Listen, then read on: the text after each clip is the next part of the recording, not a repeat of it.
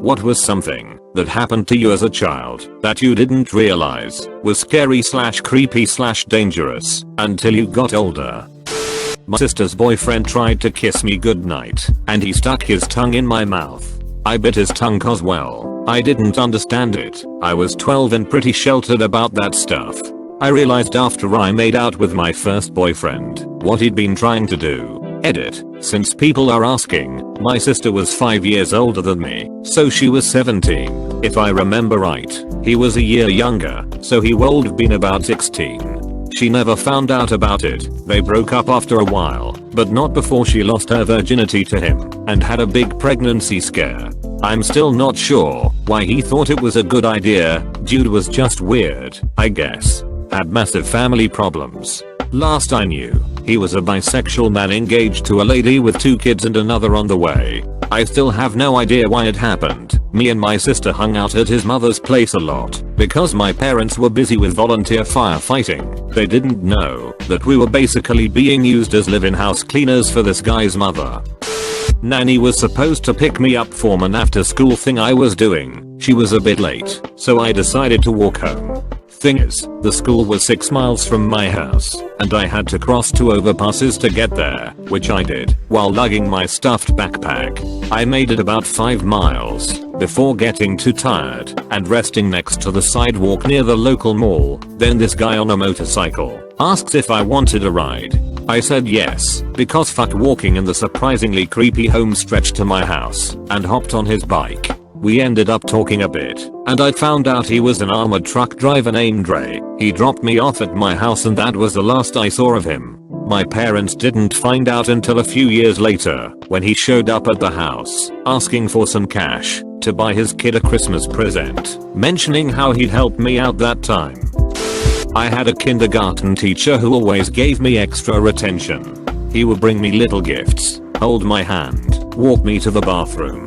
After a few weeks my mom started asking me questions, and I told her how he would take me into the coat closet for special talks, and would give me lots of hugs. My mom took me over to where my dad was working, and had me tell him, and then we all drove up to the school and my dad beat the crap out of him. The next day I was put in a different classroom and I didn't see him at school anymore. When I was in 6th grade I walked into a math class for the first time at the start of the year, and he was the teacher. It all just kind of clicked in my brain when I saw him, what he had done, and might have tried to do, and why my dad beat him up. Needless to say, I went to the principal and made them call my dad, and when they told us that, since nothing was ever done legally and all that, he would keep teaching, and he was the only math teacher, my dad put me in a different school. A relative was in the hospital and I didn't want to go in, so my parents let me stay in the car. A woman was in the car next to us waiting in the driver's seat. A man walked up to her car door and pulled it open. I was young enough not to remember why we were at the hospital, but what he said to her is still clear in my memory. "You're gonna drive me back to your place and we are gonna fuck." I remember her yelling something along the lines of "what the fuck no," and then they started fighting. I got scared and hid where your feet go in the back seat, really not wanting this man to see me. Eventually I heard the car leave. I have no idea what happened, and I never told my parents. When I told a friend he said he was probably her family member, and she was crazy. That discouraged me from telling anyone. He wasn't there, and didn't hear the man's vicious tone, and the woman's terrified one. I grew up in Detroit, and because violence was the norm I didn't realize how terrible some of the stuff I witnessed was. I even thought, cool, a good story to tell the kids at school. One particular story is of when my neighbors across the street, a couple and the sister of the couple, got into a very violent fight. There was so much blood, the husband or boyfriend was beating his lady and kicking her all over her porch. Then when her sister came home midway, she's like, hell no, and gets a 2x4 from the alley and starts beating the crap out of the guy. He leaves and gets something else and starts beating her, and the girlfriend is just trying to break it up, but she's getting hit and they're all really beaten up. I lived with my grandparents, these sweet old classic Mexican types from the country, and we just all go sit on the porch and watch what the crazy white trash neighbors are doing, and it never occurred to me to call 911 or do anything. When the cops came I remember thinking that calling them was a good idea. When I was younger we moved into a house in the woods. It wasn't completely finished, yet no screens on the windows, unpaved driveway, just dirt and rocks, etc. We also had a huge wolf spider infestation. Apparently the house was built on the headquarters of all wolf spiders in the US. Wolf spiders can vary somewhat in appearance. Some are grey and very hairy, some are brown and more smooth. Freaked out when I saw one at first, but then I thought, they look really cool, so as long as they don't bite me, it's okay. Anyways, eventually I just got used to them. Sometimes I'd see a baby wolf spider and just sort of play with it, otherwise just let it be around while I do whatever I did as a child. Either way, they were everywhere. It wasn't until much later that I saw what young wolf spiders really looked like, and the things I had been playing around with the whole time were brown recluses. When I was 10 I was given some money to go to gas station to get some soda and candy for me and my mom. When I was walking to the store a Mexican in a old car came driving real slow like. He asked me if I wanted a ride. I said shit yes. He starts asking me about school and stuff starts getting weird. It smells awful in his car. Later on I realized it was black velvet. So we are at a stoplight across from the gas station. I bolt. I run to the gas station and started jumping on the tube to make the bell go off. The old man who owns it came out and threatened to beat my ass until he realized the Mexican was staring at me from his car. Well, he yells some choice expletives at the Mexican and tell me to go inside. Old man calls my mom and she told me to walk home and don't drop our sodas. I could have been kidnapped if not for the surly old racist. Goodness, where do I start? I've been approached 4 times to hop into cars. Didn't think anything of it and just said no. A lady once tried to coax us across the road with some lollies. Lucky our friend's mum was there. I nearly drowned while trying to keep up with the adults in the ocean. I jumped off the roof of our house onto our trampoline. Definitely not a smart idea. My mum nearly killed us all when she drunkenly forgot to turn the gas stove off before passing out. I was in a taxi with my mum when a taxi almost took off with me inside when mum hopped out. My brother started a fire when he was 2 and I a newborn. I was in my cot and he snuck matches into my room. Started a fire then hid in the cupboard. I was in a serious head-on car incident and thought my dad was doing donuts. We had someone break into our house that we just moved into. They had bats etc. My brother hid me in a cupboard while my parents kicked ass. Never mess with a feisty Asian lady and naked fat man. What else? Oh, the first time swimming in a beach in Australia, I swam with a swarm of blue bottles. I had stings everywhere including inside my throat. I'm sure there are plenty more. I was groomed into a cult by my extended family and didn't realize it was wrong or anything until I was handed over to my rapist as part of a rite. It's been a little over 25 years and as an adult I fucking cannot set foot in a church or be near churchy people without panicking. This might be a little long. When I was still a toddler, around 3 or so, my mom and dad took my sister, 10 years old, and I on a trip to Toronto. We were towing a small trailer and I guess it got a flat. For some reason my parents unhooked the trailer, spread a blanket, and left my sister and I to watch it while they drove to a repair shop. Note, we were on the 401 highway, which is a divided 70 miles per hour at the time, speed limit 4-lane freeway. There couldn't have been a repair shop for 60 or more miles. They took off for what seemed like hours. Cold bean. I was 3. So we are sitting there and a station wagon pulls to the shoulder and comes to a stop. By the time I noticed, a middle-aged man had scooted to the passenger side of his car, opened the door, and was whacking it for all it's worth. I just stared at him because I was curious and my sister said, "Don't look and he'll go away." I thought she said, "Don't look or he'll go away." So I pretended to cover my eyes and stared through my fingers because I thought she wanted him to stay. In any case, he finally finished up and left, but came back after a fair while.